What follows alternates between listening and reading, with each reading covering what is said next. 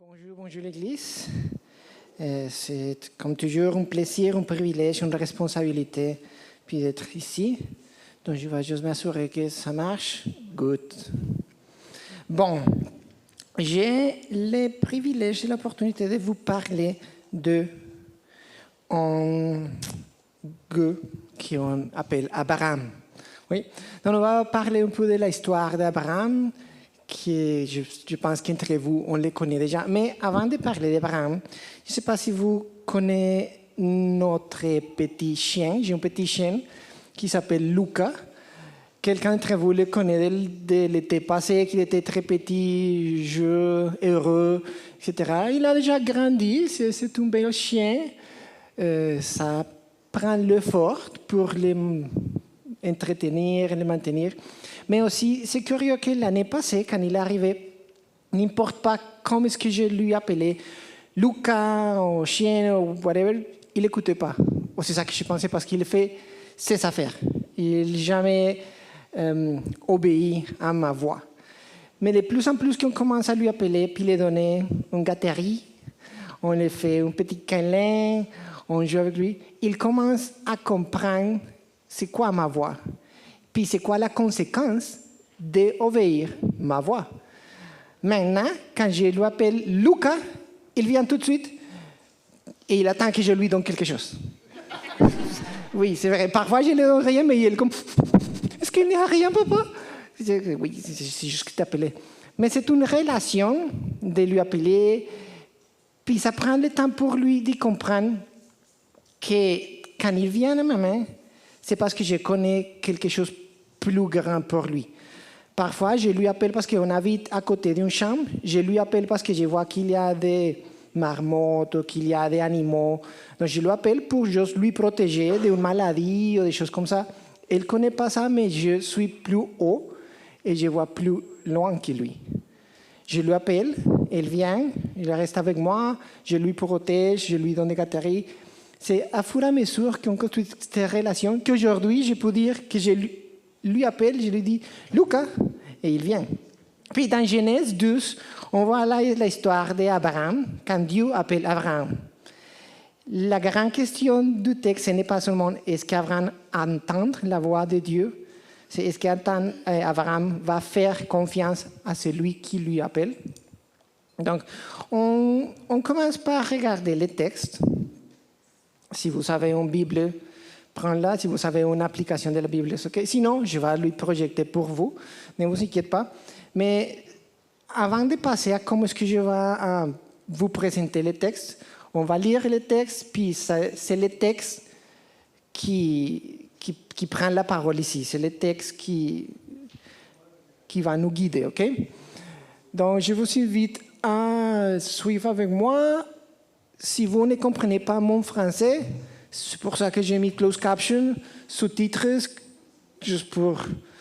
Donc, Genèse 12, ça commence. L'Éternel dit à Abraham. J'ai déjà surligné quelques mots, donc je vais faire une lecture, pause, faire une lecture. Parfois, Dieu vous parle juste avec les textes. Pas besoin que je complète toutes mes présentations pour que vous compreniez, ou pour que vous attendiez la voix de Dieu, et c'est parfait. Pour moi, si juste avec une première slide, vous sentez la voix de l'Esprit, prenez-la. C'est pour vous.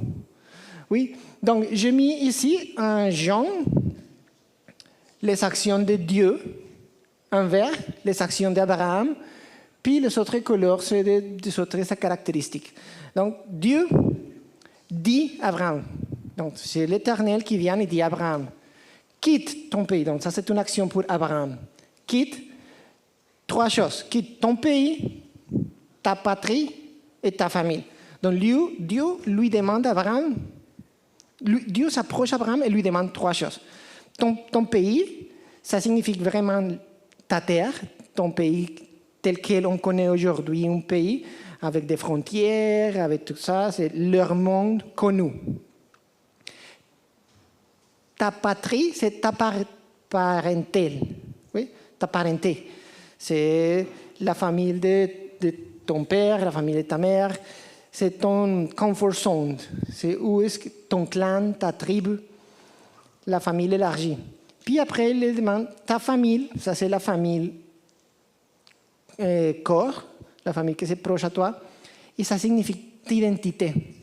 Je ne sais pas si vous vous souvenez que dans la Bible, on appelle normalement les gens par les noms et par les noms de son père ou de la patrie. Jésus de Nazareth, José d'Arimathée.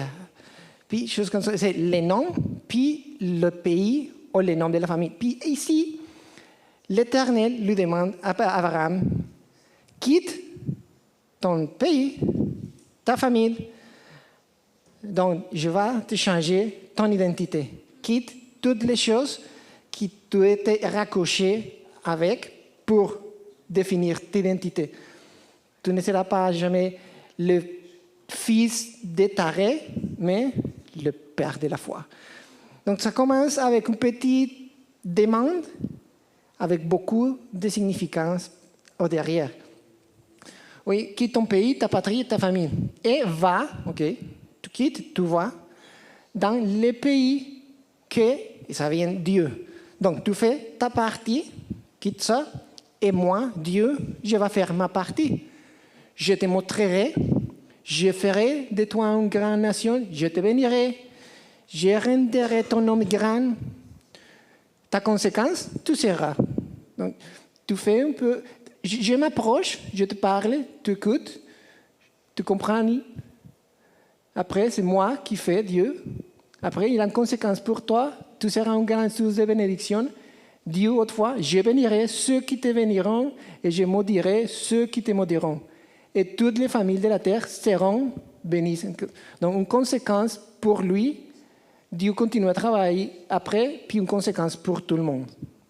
Si on met dans une balance les actions que Dieu demande, puis les actions que Dieu donne par conséquence, ce n'est pas égal. Oui, c'est une demande pour Abraham, pas facile, il doit quitter quelque chose, mais Dieu va bénir tout le monde. Donc, on voit ici comment ça commence la relation d'Abraham. Après, dans le verset 4, Abraham partit conformément à la parole de l'Éternel et Lot partit avec lui. Abraham était âgé de 75 ans lorsqu'il quitta Charan, ou Haran dans notre traduction. Il prit sa femme Sarai et Lot, les fils de son frère. Il prit aussi tous les biens et les serviteurs dont il était devenu propriétaire à Charan. Et ils partirent pour se rendre au pays de Canaan où ils arriveront. Donc, ici, on parle du pays, de la destination que Dieu les a appelés.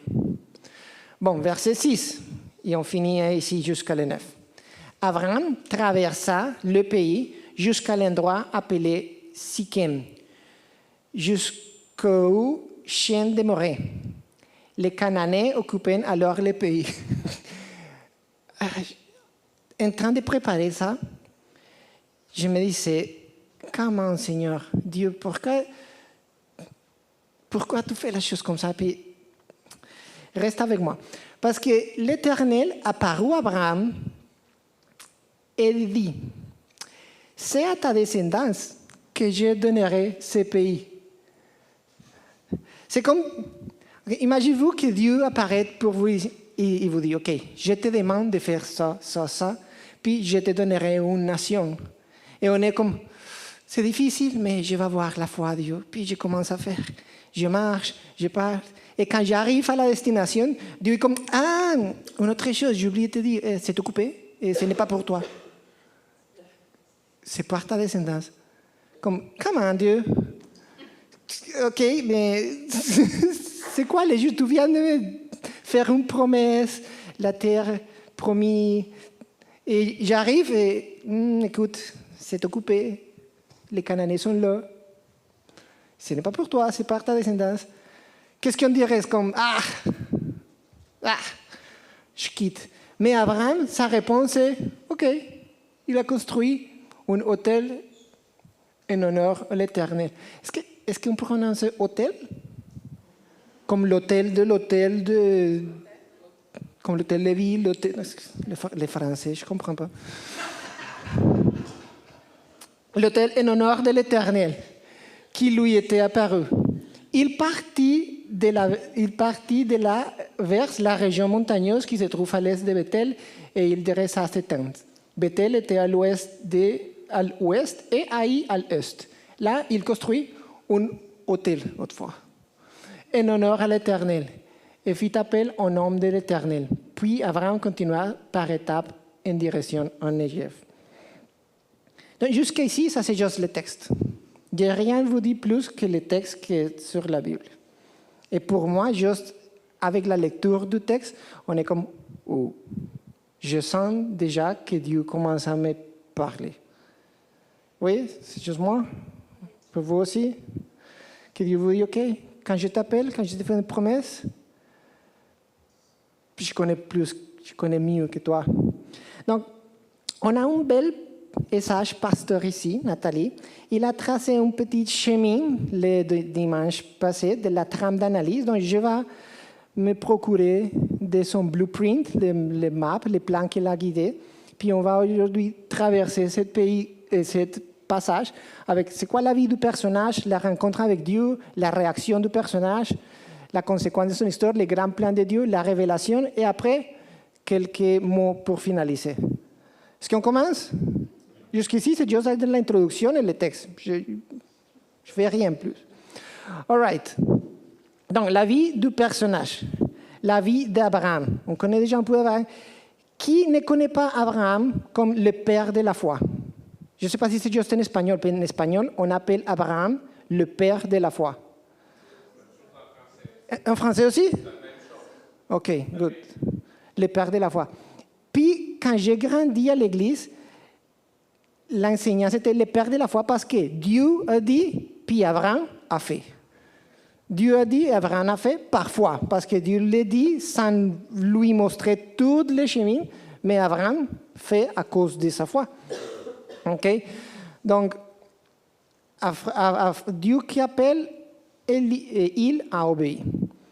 Mais ici, dans l'histoire, Abraham n'apparaît pas comme un héros prêt à conquérir. Abraham était un homme sans terre promise, sans descendance, avec une épouse stérile, au sein d'une famille de la Mésopotamie, donc ce n'est pas l'Égypte, ce n'est pas la famille de Pharaon, c'est juste un monsieur normal, régulier, rien de spécial. Abraham, c'est comme ça que ça commence. OK? Terah, c'était son père, il avait 2 frères. Un de ses frères était déjà mort, que c'est le père à l'autre. C'est ça que commence la vie d'Abraham. Après, ça vient les rencontres avec Dieu. Donc, dans les rencontres avec Dieu, l'histoire commence par l'initiative de Dieu. Oui, sûrement il avait une connaissance de Dieu, mais c'est Dieu qui s'approche d'Abraham pour lui dire. C'est à cause de Dieu et non pas la grandeur d'Abraham. Ce n'est pas parce qu'Abraham mérite de que Dieu s'approche à lui, c'est juste parce que Dieu a décidé de s'approcher à lui, commencer à parler. Et Dieu n'appelle pas Abraham avec une carte complète, mais avec une promesse suffisante. Ouais. Donc, les rencontres avec Dieu commencent par l'initiative de Dieu. Et après, c'est quoi la réaction de notre personnage d'aujourd'hui, de notre chéri Abraham?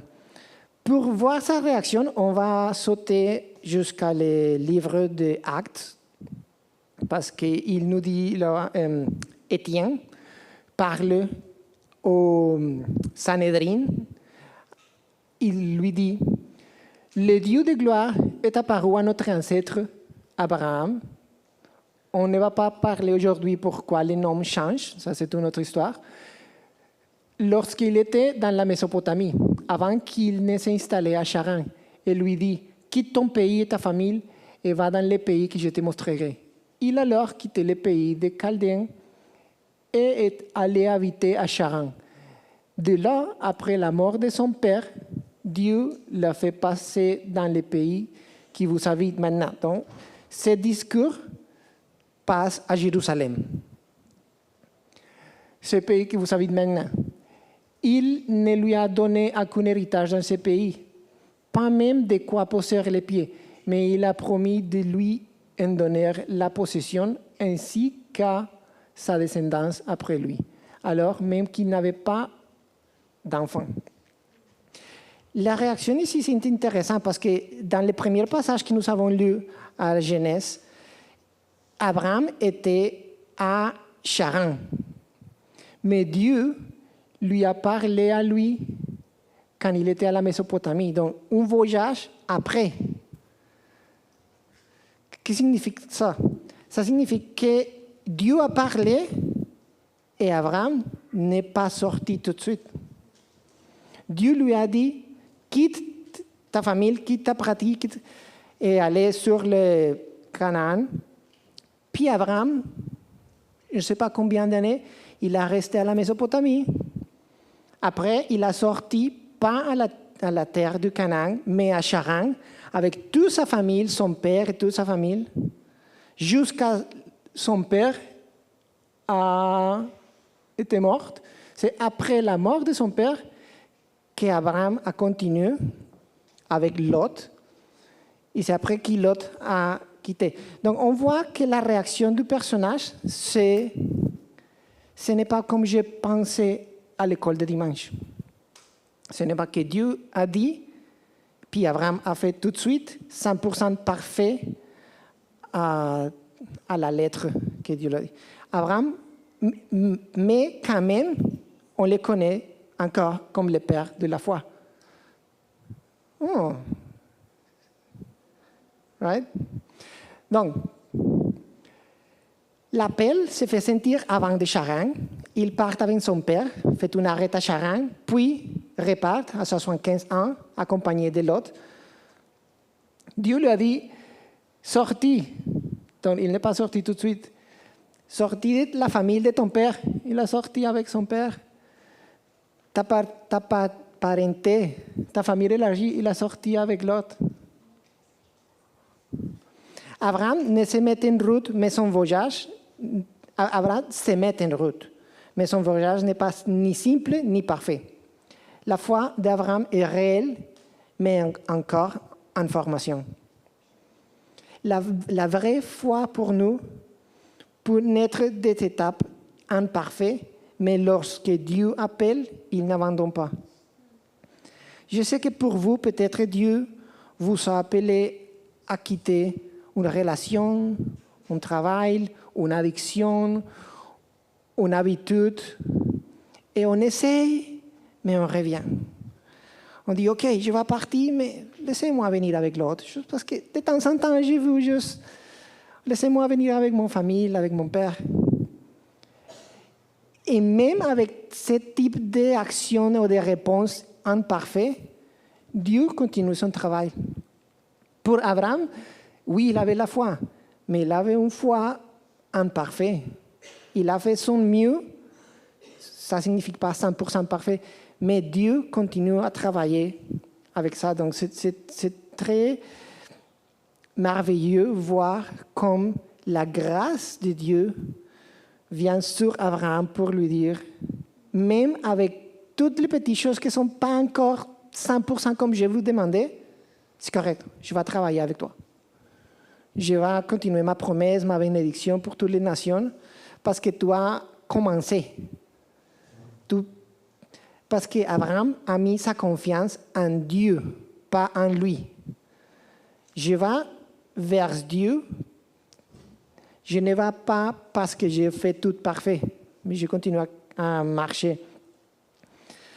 Donc, c'est quoi les conséquences de cette histoire, de cette décision? Abraham arrive au pays promis, mais celui était occupé, comme je déjà vous dis. Comme les Cananéens y étaient déjà installés, c'est comme, c'est plate ça, là. L'obéissance n'exclut pas les obstacles. Ce n'est pas à cause de que vous faites ce que Dieu vous dit qu'on va voir un chemin tout pavimenté, tout beau, illuminé, avec des belles lignes.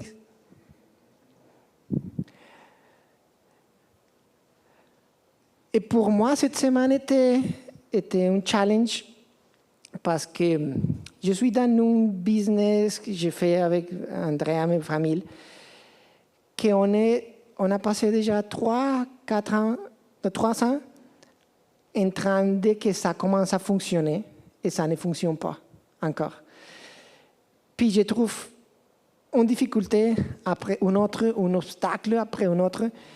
Et il y a des temps que je viens avec Dieu pour dire, Seigneur, est-ce que c'était ta voix, ce que j'écoutais, ou c'était mes émotions, ou c'était ma voix?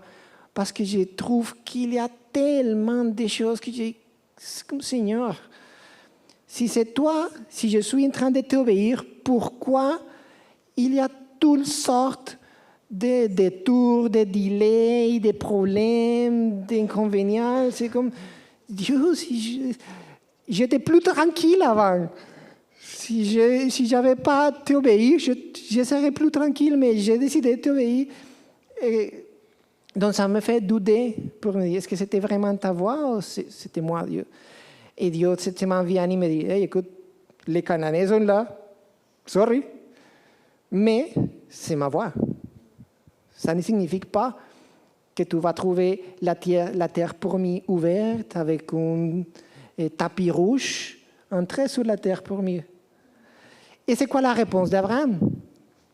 Il a construit des hôtels avant de prendre possession du pays. Il s'est prostré avant que tout ne soit accompli. Il invoque le nom du Seigneur. Donc, qu'est-ce qu'on fait quand on trouve des obstacles, des difficultés? Est-ce qu'on se décourage, on quitte et on est comme, forget it. I'm off. Bye bye. On dit, OK, Seigneur, j'ai confiance à ta voix, même avec cet obstacle que je vois. Au lieu de m'approcher à l'obstacle, mettons que l'obstacle est ici. Le plus qu'on s'approche à l'obstacle, le plus grand que l'obstacle se fait pour nous. Mais si on tourne vers Dieu, on tourne vers sa présence, on fait un hôtel, on s'approche à lui, l'obstacle devient plus petit. Si on lève notre vue, notre affichage, notre vision pour voir le Créateur, la voix qui nous appelait, l'obstacle commence à devenir plus petit. Ce n'est pas qu'il n'existe pas, c'est qu'on change le focus. Oui, vous me suivez? Donc, il est allé, donc, au lieu de chicaner avec l'obstacle, au lieu de commencer à dire, OK, on va faire la guerre avec les Cananéens, il est allé voir celui qui l'avait appelé, celui qui avait donné la promesse, pour dire, OK Dieu, comment est-ce qu'on va faire ici? Il y a les Cananéens, j'ai la confiance que c'est toi, mais dis-moi, donne-moi les prochains pas. Ça nous arrête, ça nous prend le grand plan de Dieu. Le grand plan de Dieu, c'est pour plus que juste Abraham. Donc la promesse ne s'arrête pas à Abraham. Toutes les familles de la terre. Donc Dieu avait un grand plan qui commence dans la Genèse, qui transfère à Israël, à le Messie, le Christ, Jésus, puis par Jésus aux nations. On vient de célébrer, de participer dans la communion, que c'est ce dernier parti. Grâce à Christ, grâce à lui, on est capable de partager la même promesse qu'Abraham a reçue. Toutes les familles de la terre. Dans Galates 3, ça c'est un peu expliqué. Tout comme Abraham eut confiance en Dieu et que cela lui fut compte comme justice, reconnaissez donc que ce sont ceux qui ont la foi qui sont les fils d'Abraham. Or, l'Écriture prévoyait que Dieu considérait les non-juifs comme justes sur la base de la foi. Et elle a d'avance annoncé cette bonne nouvelle à Abraham. Toutes les nations seront bénies en toi. Ainsi, ceux qui croient sont bénis avec Abraham, les croyants. Donc ici, on vient de marcher, il y a beaucoup d'histoires passées entre les deux passages, mais c'est la même promesse déjà en action. Abraham ne connaissait pas cette portion. Oui, on les connaît, on la connaît toute l'histoire, puis on a aussi Révélation, que c'est le spoiler alert de ce qui vient. Donc, Abraham a commencé quelque chose que Dieu a planifié jusqu'à Jésus. Mais l'idée, ce n'est pas nous rester, arrêter juste Abraham, parce que Jésus a perfectionné ça que vers Abraham a commencé d'une façon imparfaite. Donc, Abraham fut appelé à quitter sa terre, Jésus est venu du ciel sur la terre. Abraham a obéi certainement, mais de façon imparfaite, Jésus a obéi parfaitement. Abraham a reçu la promesse, Jésus est accompli. Donc c'est grâce à ces portions de l'histoire de Jésus que l'histoire d'Abraham fait du sens. Donc je vais faire une petite pause ici pour vous laisser se réveiller.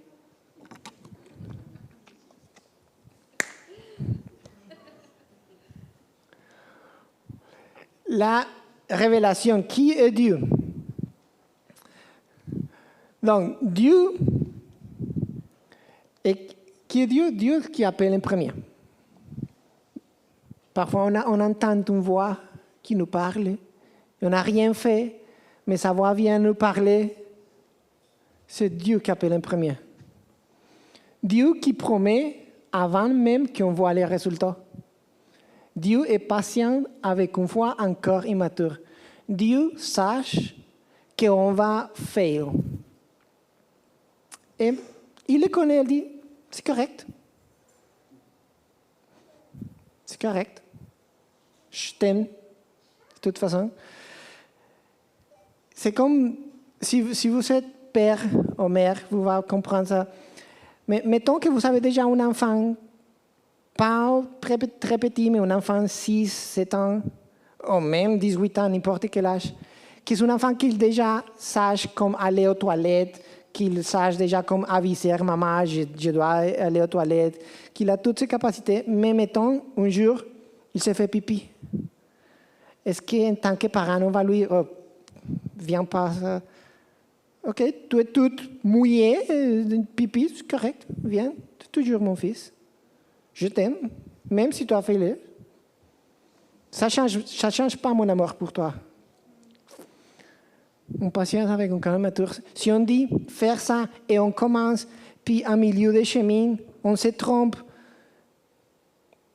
ne vous laisse pas l'espace pour que l'ennemi vienne à vous mettre blame, shame, honte. On dit, ok, oui, j'ai fait le, mais mon papa, mon Abba, même tel quel. Donc, on continue. Dieu qui guide son peuple pas à pas. Dieu qui accomplit son plan en Christ.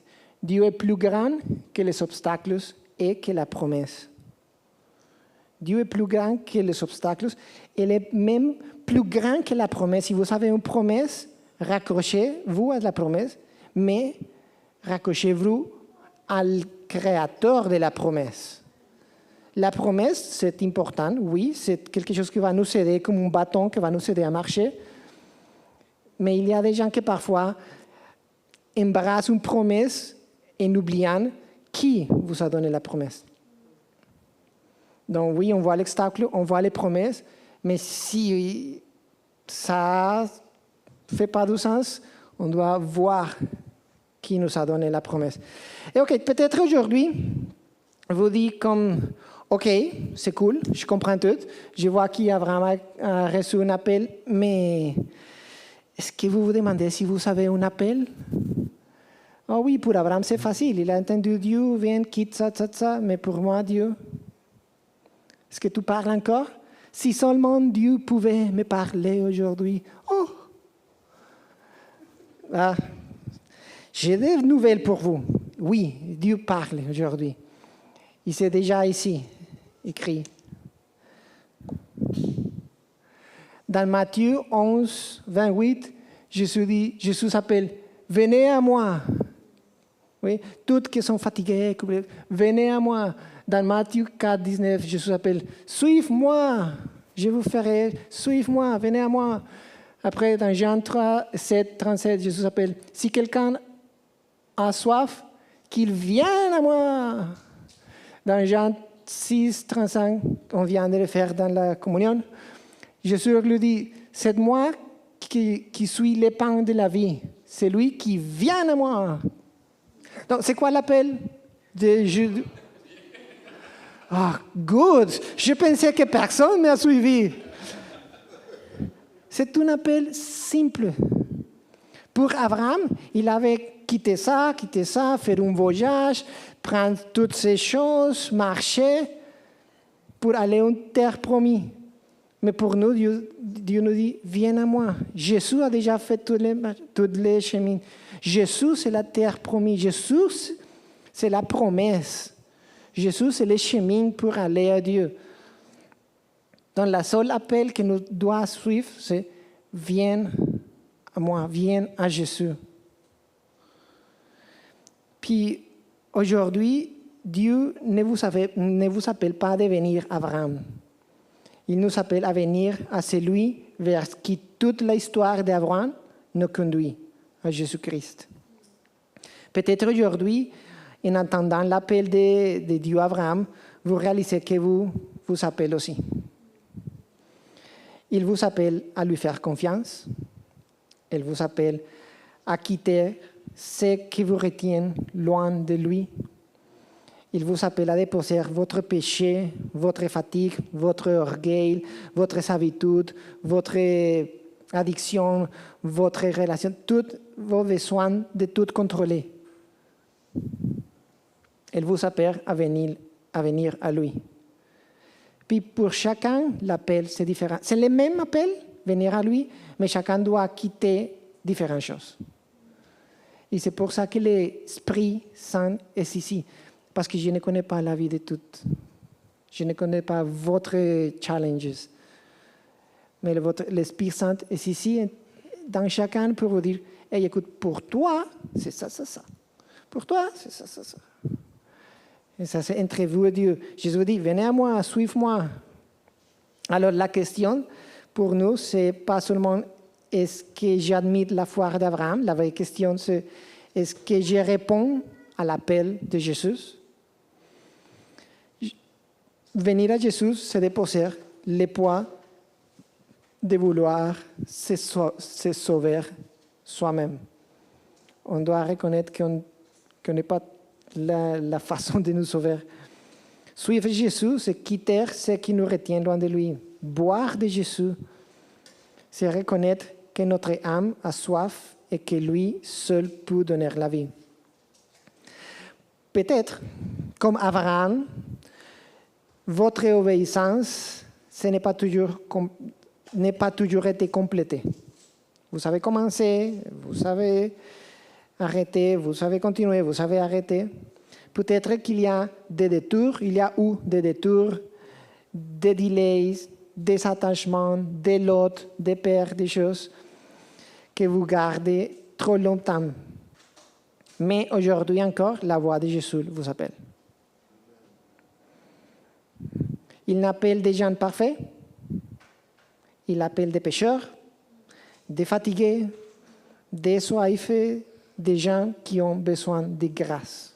Ça, c'est l'appel de Jésus.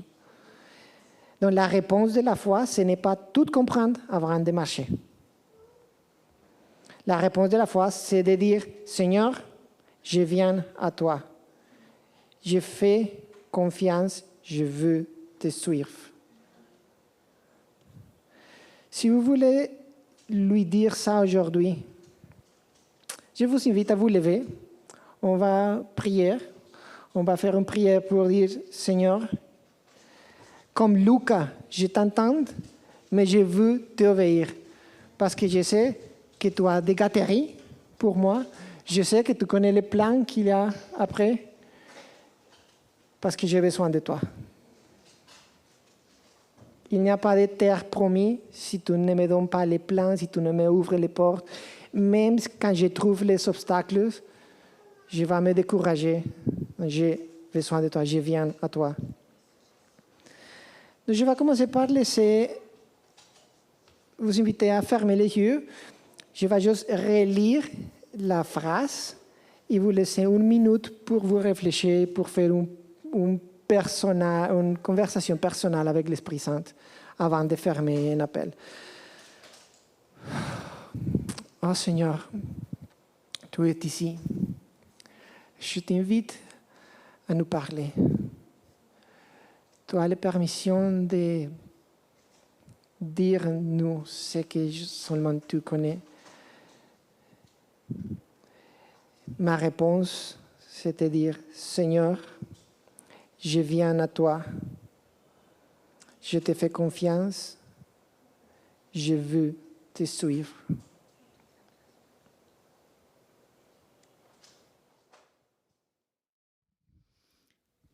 Alléluia.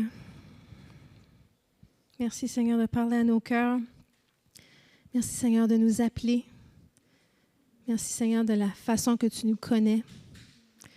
Je te remercie Seigneur pour les appels que tu remémores aux gens. Des appels Seigneur que même si on n'a pas gardé le droit chemin Seigneur, qu'on a erré un peu à droite, un peu à gauche Seigneur, que tu nous remets Seigneur sur ce chemin Seigneur, qu'on obéisse. Là où tu nous appelles Seigneur, on veut y être. On veut aller ni à gauche ni à droite, on veut se rendre au but. Et on veut le faire dans tes bras, Seigneur Jésus. On veut le faire pleinement ancré en toi, Seigneur. Tu es celui qui donne la promesse, mais tu es la vie. Tu es le plus beau cadeau, Seigneur. Tu es tout ce dont on a besoin, Seigneur Jésus. Digne es-tu, Seigneur Jésus. Digne es-tu. Je te remercie, Seigneur, pour les personnes à qui tu donnes un appel, Seigneur, ce matin même. Que tu mets quelque chose sur notre cœur. Là, je vous dis, s'il y a quelque chose que vous entendez qui est très fort sur votre cœur en ce moment, ça se peut probablement que ce soit Dieu qui vous parle. S'il y a quelque chose qui n'arrête pas de remonter, remettez-lui.